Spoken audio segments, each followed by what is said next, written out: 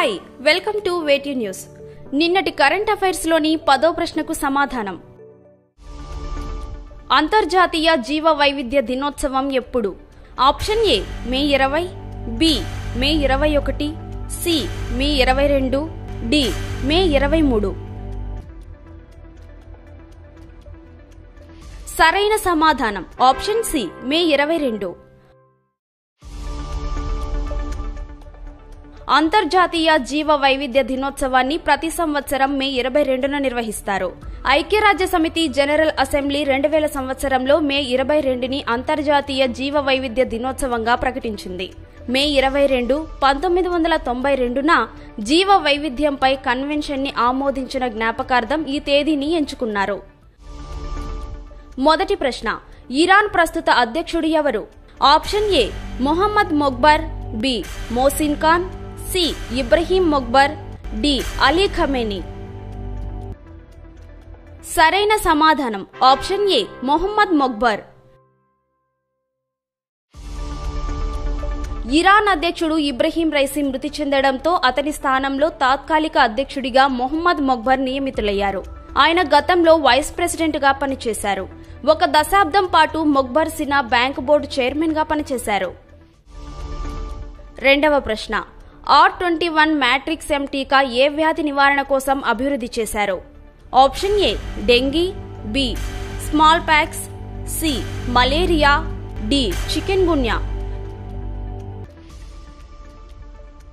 సరైన సమాధానం option C malaria. R21 matrix M టీకాను మలేరియా నివారణ కోసం తయారు చేశారు. ఈ టీకాను సీరం ఇన్స్టిట్యూట్ ఆఫ్ ఇండియా తయారు చేసి ఆఫ్రికాకు ఎగుమతి చేయడం ప్రారంభించింది. ఈ టీకాకు అనేక ఆఫ్రికన్ దేశాల్లో లైసెన్స్ కూడా లభించింది. మూడవ ప్రశ్న, యునైటెడ్ స్టేట్స్ ఇటీవల ఏ ప్రదేశంలో సబ్ క్రిటికల్ అణు పరీక్షను నిర్వహించింది? Option A Nevada, B Colorado, C Maryland, D Alaska. సరైన సమాధానం option A Nevada. United States ఇటీవల నెవాడా ప్రాంతంలో సబ్ క్రిటికల్ అణు పరీక్షను నిర్వహించింది. ఇది ప్రెసిడెంట్ బైడెన్ ఆధ్వర్యంలో జరిగిన 3వ అణు పరీక్ష. అణు పేలుళ్లను ఉపయోగించకుండా అణు వార్హెడ్ల భద్రత, ప్రభావంపై కీలకమైన డేటాను సేకరించడం ఈ ప్రయోగ లక్ష్యం. నాలుగవ ప్రశ్న, ప్రయాణ పర్యాటక అభివృద్ధి సూచి 2024లో భారత్ ఎన్నో ర్యాంకు సాధించింది? Option A 35, B 39, C 42, D 54. సరైన సమాధానం ఆప్షన్ బి 39. ప్రయాణ పర్యాటక అభివృద్ధి సూచి 2024లో భారత్ 39వ స్థానంలో నిలిచింది. ఈ జాబితాలో అమెరికా తొలి స్థానంలో ఉండగా తర్వాత స్థానాల్లో స్పెయిన్, జపాన్, ఫ్రాన్స్, ఆస్ట్రేలియా నిలిచాయి. 2021లో భారత్ 54వ స్థానంలో ఉండగా ఈసారి ర్యాంకు మెరుగుపడింది. ఐదవ ప్రశ్న, డ్రై ఫ్రూట్స్ ను అత్యధికంగా ఉత్పత్తి చేస్తున్న దేశం ఏది? Option A India, B Saudi Arabia, C Turkey, D US. సరైన సమాధానం ఆప్షన్ డి యుఎస్. ప్రపంచవ్యాప్తంగా యుఎస్ అత్యధికంగా డ్రై ఫ్రూట్స్ ను ఉత్పత్తి చేస్తుంది. 2, 3 స్థానాల్లో టర్కీ, ఇరాన్లు ఉన్నాయి. భారత్ జీడిపప్పు, బాదం, వాల్నట్స్, ఎండు ద్రాక్ష, ఖర్జూరాలను ఉత్పత్తి చేస్తూ 6వ స్థానంలో నిలిచింది. ఆరవ ప్రశ్న, ఇబో అనే అగ్నిపర్వతం ఏ దేశంలో ఉంది?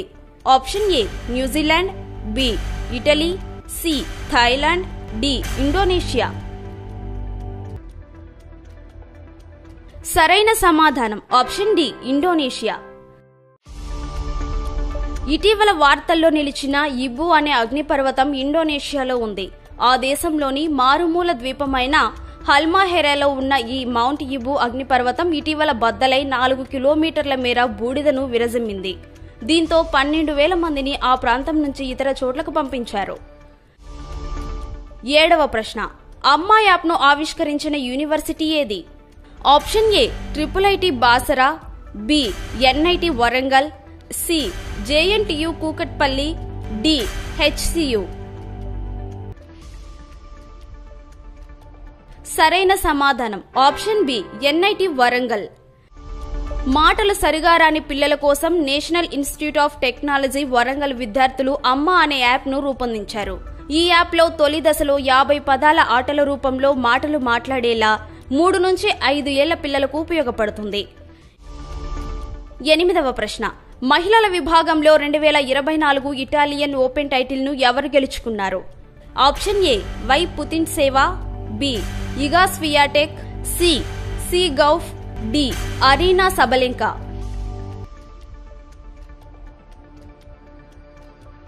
సరైన సమాధానం ఆప్షన్ బి ఇగా స్వియాటెక్. మహిళల విభాగంలో 2024 ఇటాలియన్ ఓపెన్ టైటిల్ను ఇగా స్వియాటెక్ గెలుచుకున్నారు.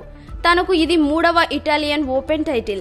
ఆమె ఫైనల్లో అరీనా సబలెంకాను ఓడించి కెరీర్లో 21వ టైటిల్ను సొంతం చేసుకున్నారు. 9వ ప్రశ్న. ఐపీఎల్ 2024లో ఫైనల్కు చేరుకున్న తొలి జట్టు ఏది? Option A Sunrisers Hyderabad, B Royal Challengers Bengaluru, C Rajasthan Royals, D Kolkata Knight Riders. సరైన సమాధానం ఆప్షన్ డి కోల్కతా. ఐపీఎల్ 2024లో ఫైనల్కు చేరుకున్న తొలి జట్టుగా కోల్కతా నైట్ రైడర్స్ నిలిచింది. క్వాలిఫైయర్ 1లో సన్ రైజర్స్ హైదరాబాద్ను ఓడించి కేకేఆర్ ఫైనల్లోకి అడుగుపెట్టింది. మరో బెర్త్ కోసం హైదరాబాద్, రాజస్థాన్, బెంగళూరు పోటీపడనున్నాయి. 10వ ప్రశ్న. ప్రపంచ పొగాకు వ్యతిరేక దినోత్సవం ఎప్పుడు? Option A May 23, B May 27, C May 30, D May 31.